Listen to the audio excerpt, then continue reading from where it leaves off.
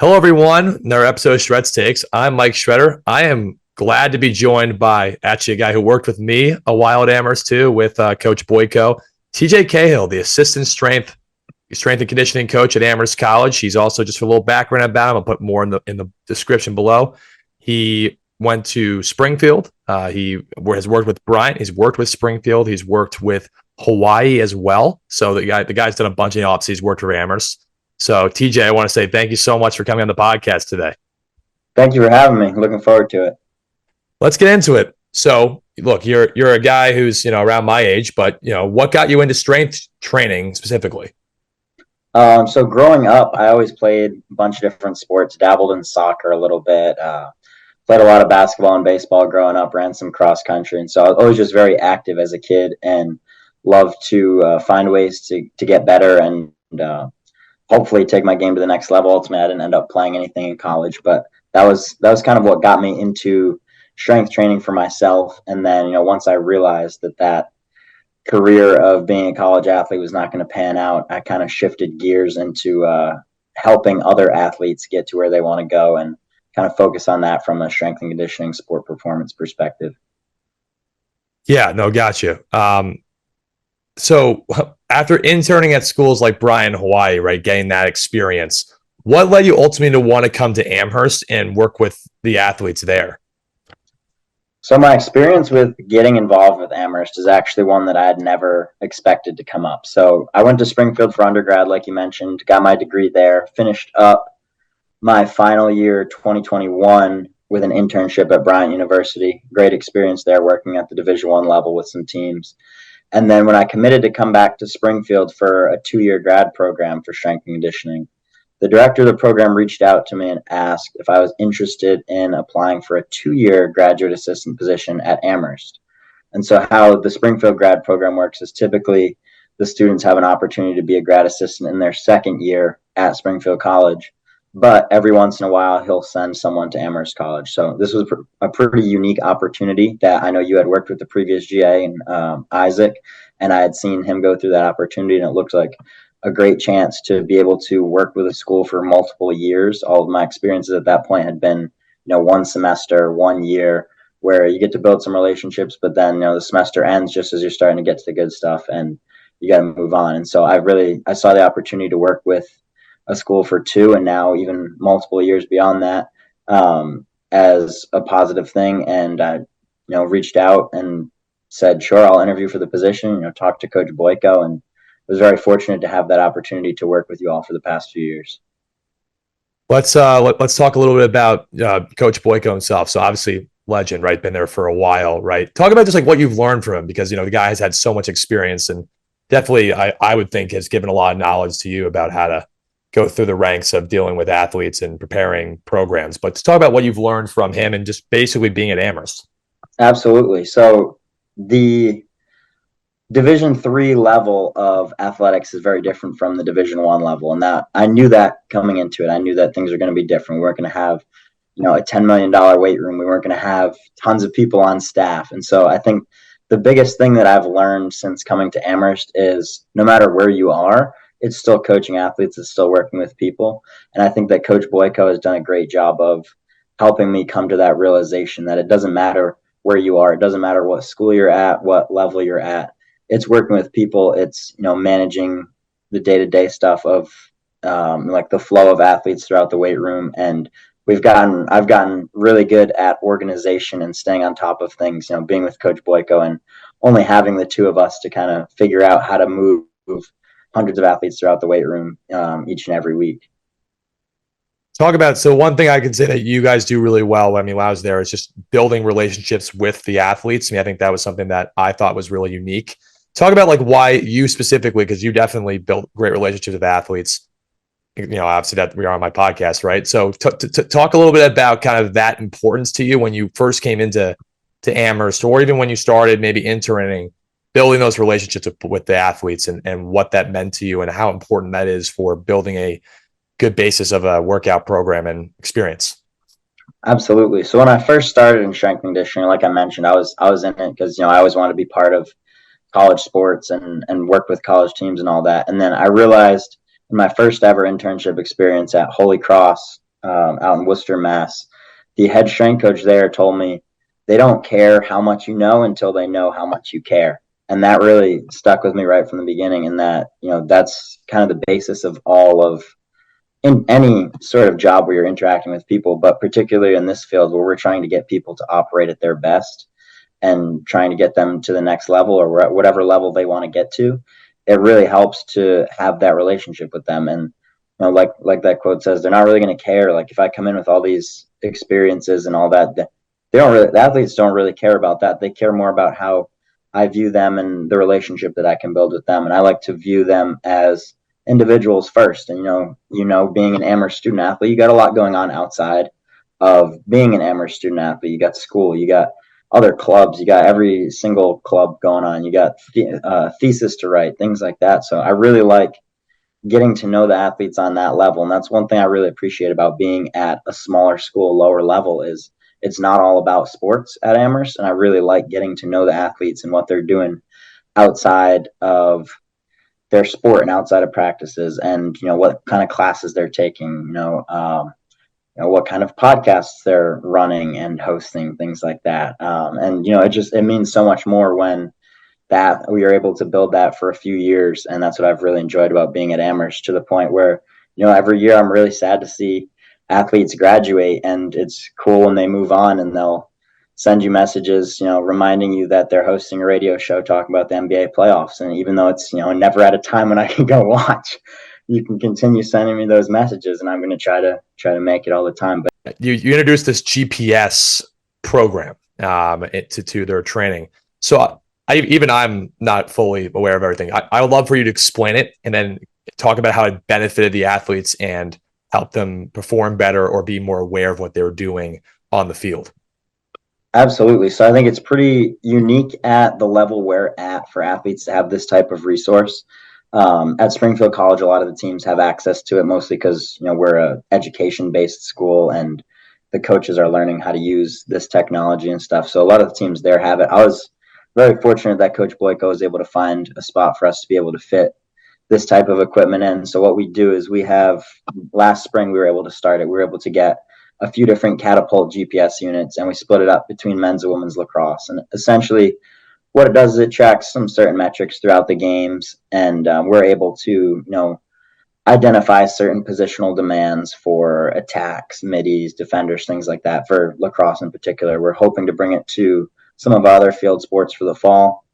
That process is still in the works, but we have used it with men's and women's lacrosse, and we've seen some good buy-in from the programs with that. And one thing that I think it really helps is with the coaches, it helps them see how they're preparing the athletes for the games. And that's ultimately what it comes down to, is we need to know in practice, are we doing things that are getting close to a game in the preseason, or are we doing too much in season when it's in between games? And, if the day after a game looks very similar demands wise to the day of a game, it's probably not great from an athlete's standpoint for recovery and having them feeling good and ready to play for the next game. And then for the athletes to see it, it was really cool to see a lot of them, the ones that help host a clinic. And I think all of that at this point in my career is all about networking and learning. And I love going to these sorts of things and meeting coaches from around the area. So back in January, I went to one in Charlotte, which was our National Strength Conditioning Association Coaches Conference. So that's strength coaches from all over the country.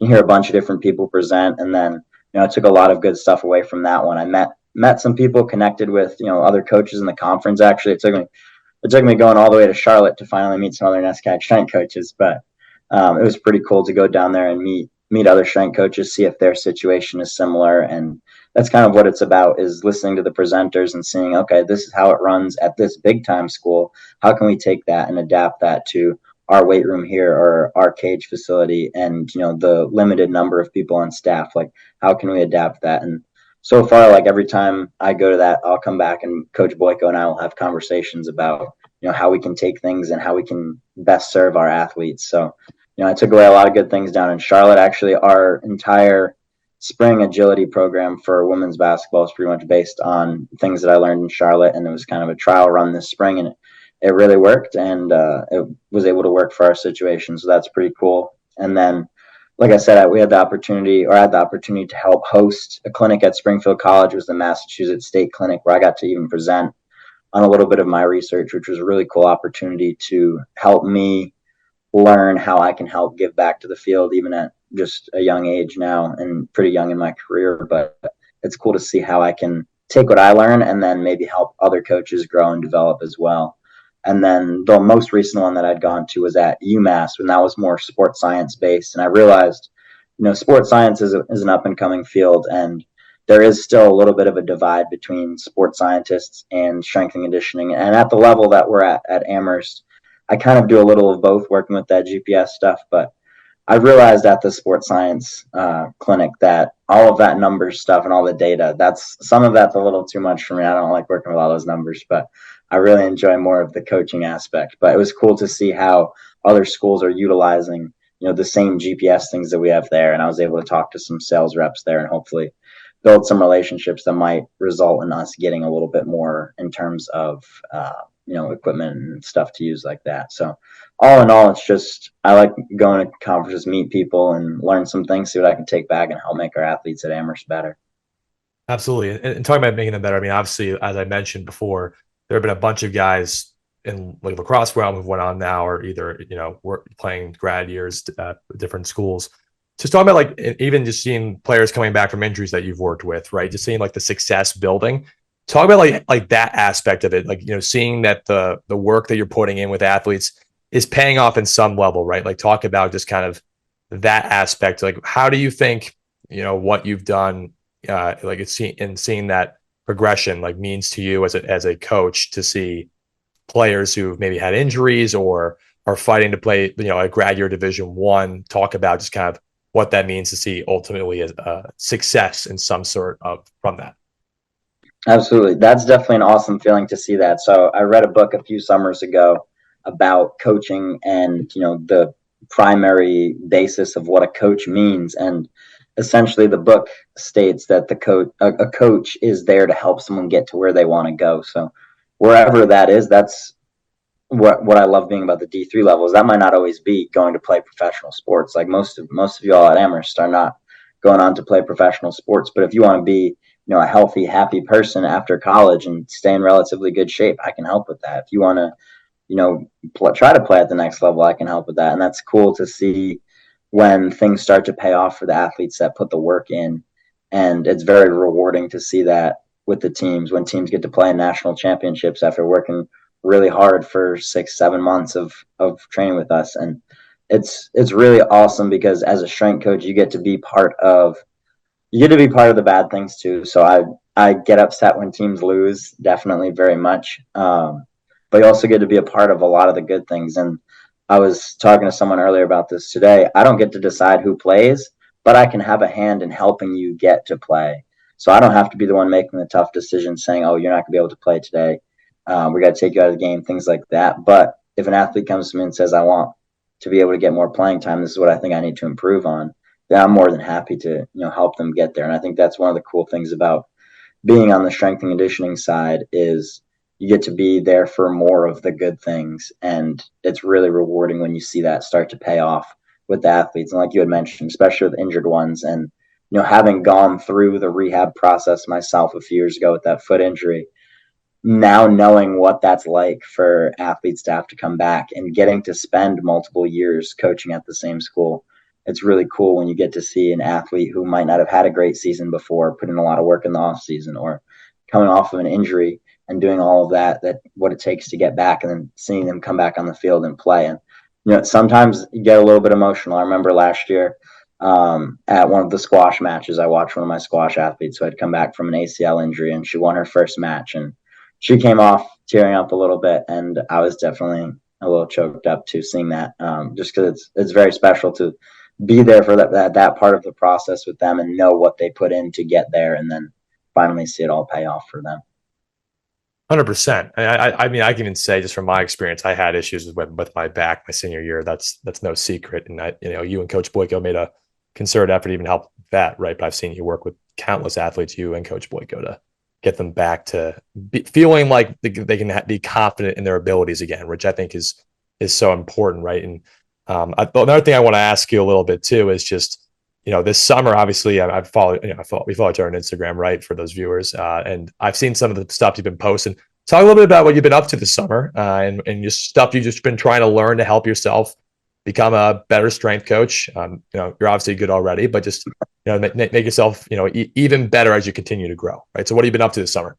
Absolutely. So this summer, I am working at a private youth training facility down in Wilbraham, Massachusetts. It's called TF Performance, and we work with kids basically from fourth grade all the way through college athletes. We work with some adults too. We have parents classes in the morning that are a lot of fun to work with, and it's a very different experience for me to work with. This is the first time, in strength and conditioning, working with a population that's not college athletes.